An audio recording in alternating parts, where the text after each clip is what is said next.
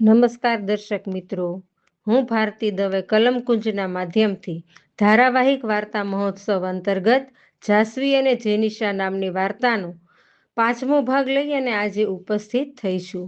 ચોથા ભાગમાં આપણે જોયું કે આવતીકાલે અરુણ પોતાની ત્રણેય દીકરીઓ માટે ચિલ્ડ્રન વેર હાઉસમાંથી કપડાની ખરીદી કરી હતી. 3 જોડી કપડાં બેબી બોયના ખરીદ કર્યા હતા. હવે આગળ. અરુણ ખરીદી કરી અને ઘરે આવ્યો ત્યારે ઘરના ડેલામાંથી જ ચોખ્ખા ઘીની સુગંધ તેના નાક સુધી પહોંચવા લાગી. અરુણ સમજી ગયો કે અનુ માટે મમ્મીએ 32 વસાણાનું કાટલું તૈયાર કરીને રાખી દીધું હતું. પપ્પા, આપણે મમ્મી પાસે ક્યારે જવાના? નાની નાની દીકી મારા જેવી જ હશે ને?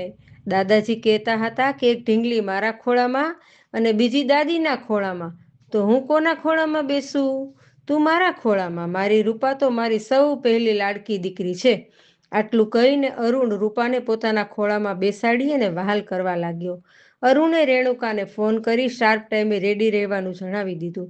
પોતે અનુ સાથે વાત કરી અને રૂપાએ પણ પોતાની મમ્મી સાથે વાત કરી અને સૂઈ ગઈ.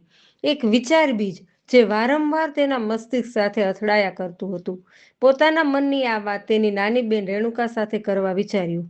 ઘડિયાળમાં જોયું તો રાત્રિના 12 વાગવાની તૈયારી હતી. આટલી મોડી રાત્રે તેને રેણુકાને ડિસ્ટર્બ કરવાનું યોગ્ય ના લાગ્યું. આ બાબતે અનુ સાથે પણ વાત કરવી જોઈએ.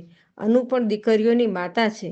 જોકે અનુએ આજ સુધી ક્યારેય પોતાની કોઈ વાતનો વિરોધ કર્યો નથી. તે વિચારી રહ્યો હતો કે શું હું મારી અતૃપ્ત ઈચ્છાઓને તો નથી પોષી રહ્યો ને? શું મારો આ નિર્ણય મારી દીકરીના ભવિષ્ય માટે કોઈ ખતરો ઊભો નહીં કરે ને? અરુણની ભીતરમાં એક યુદ્ધ ચાલી રહ્યું હતું, જે પોતાની જાત સાથે લડી રહ્યો હતો. હવે તમને હું ગોળ ગોળ ફેરવીને કહેવાને બદલે ચાલો સીધું જ કહી દઉં કે અરુણ શું વિચારી રહ્યો છે. ના ના ના, અરુણ ઘટસ્ફોટ કરે તે જ વાત કંઈક જામે ખરું ને? જયંતિભાઈ, દમુબેન નાહી ધોઈ રેડી થયા ત્યાં અરુણ પણ જાગીને નીચે આવી ગયો. છેલ્લે રૂપાને અરુણે પોતે નવડાવીને તૈયાર કરી. આજે રૂપાનો હરખ માતો નહોતો. અમદાવાદથી બધા સુરેન્દ્રનગર જવા માટે નીકળ્યા. આ બાજુ રેણુકા પણ તૈયાર હતી.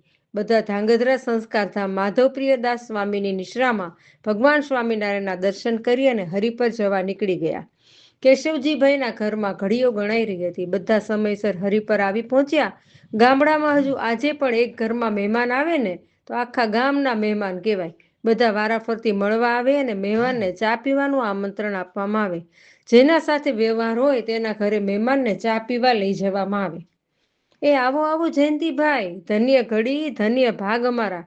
કોઈ તકલીફ તો નથી પડી ને? તે શું આ ભાઈ ભાઈ શરૂ કર્યું છે? તકલીફ તો ખૂબ પડી છે હો. બોલ, તું શું કરીશ? બે મિત્રો ઘણા સમય મળ્યા હતા.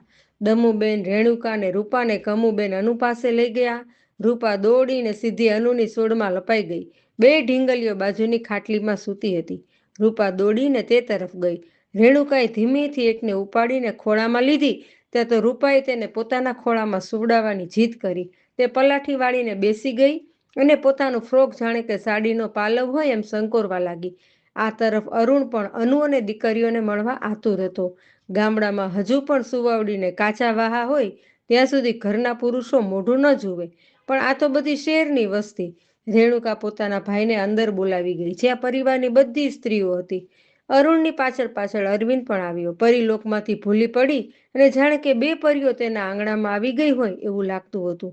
એકદમ સફેદ સૂતરની પૂણી જેવી ગુલાબી ગટ્ટા ગાલ, કાળા ભમર વાળની લટ્ટો અત્યારથી જ અડધા કપાળને ઢાંકી રહી હતી. ગુલાબની પાંખડી જેવા ગુલાબી અને પરવાળા જેવા નાજુક હોઠ છોકરીઓની સુંદરતાને અધિક સુંદર બનાવી રહ્યા હતા. અરે મારી પૌત્રીઓને કોઈ બહાર તો લાવો, આ દાદો પણ લાઈનમાં ઊભો છે હો. પોતાની પપ્પાની ઈચ્છા પૂરી કરવા રેણુકાને શરૂ એક એકને ગોદમાં સુવડાવીને બહાર આવી. ધીમે ધીમે બધા અનુ અને અરુણને એકાંત મળે એટલે બહાર સરકતા ગયા. અનુએ પોતાનું હૈયું અરુણ પાસે હળવું કહ્યું. આ મોંઘવારીમાં માણસોને એક દીકરી હોય તોય વહમી પડે છે. ત્યારે આપણે આ 3 દીકરીઓને સારું ભણાવવાની, સારું ઠેકાણું ગોતીને વળાવવાની, બધું કેમનું ગોઠવાશે એવી ચિંતા પોતાના પતિને કહી. અરુણ માટે પોતાના મનની વાત અનુને કહેવાનો આ ઉત્તમ મોકો હતો. અનુ, આપણે એક દીકરીની જાતિ ચેન્જ કરાવીએ તો? તારું શું કહેવું છે? એટલે હું કંઈ સમજી નહીં. એટલે શું, પેટની દીકરીને બીજી કોઈ જાતિમાં આપી દેવાની? અરે અનુ, એમ નહીં. આપણી બેમાંથી એક દીકરીને છોકરીમાંથી ઓપરેશન કરાવી અને છોકરો બનાવીએ તો કેવું? પોતાના પતિના મુખેથી આવી વાત સાંભળી ને અનુના પગ તળેથી જાણે કે જમીન સરકી રહી હતી. અરુણ અનુના ચહેરાના ભાવ વાંચવા લાગ્યો. હજુ આ બાબતે પોતાની ડોક્ટર બેન રેણુકા સાથે વાત કરવાની બાકી હતી. શું રેણુકા આ બાબતમાં પોતાના ભાઈને સપોર્ટ કરશે? શું મેડિકલ સાયન્સ આવું કરવાની પરવાનગી આપશે? તો જાણવા માટે વાંચતા રહો અને સાંભળતા રહો મારી વાર્તા. મારી સાથે જોડાયેલા રહેજો મિત્રો.